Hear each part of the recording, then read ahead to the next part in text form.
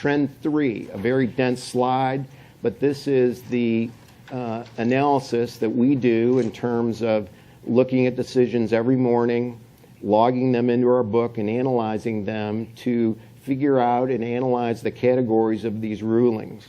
Last year, there were 244 class certification orders. If you ask me what drives this litigation, I'd say it's not unlike buying a house or a building.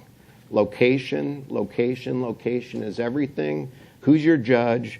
What are the standards in that state? And what is going to happen with your case involves a lot about where you are sued.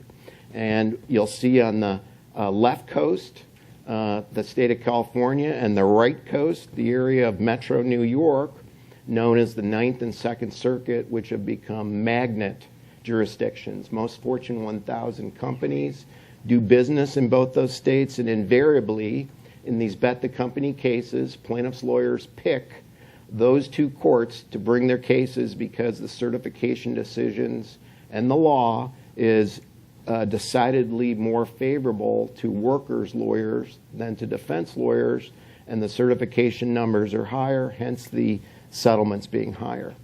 So if you looked at the actual statistics of what would happen to your case, you'd see that in the employment discrimination arena, it's a jump ball, 50-50 in terms of winning or losing that certification battle. When it comes to employee benefits, a little bit more than a jump ball, 2/3, 1/3 of these ERISA class actions. But when it comes to wage and hour, plaintiffs' lawyers are winning 76%, 3/4 of all class actions that are brought.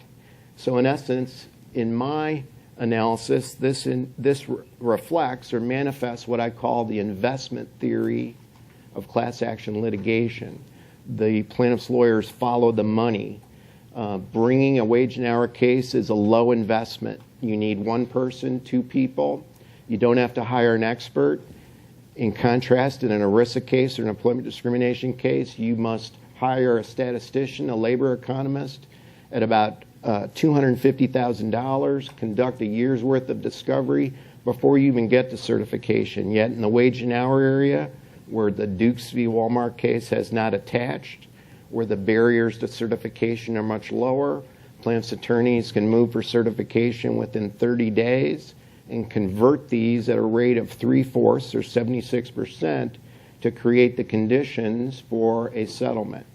The holy grail in what I do is class certification. Courts describe it as what's called hydraulic pressure imposed on an employer to settle.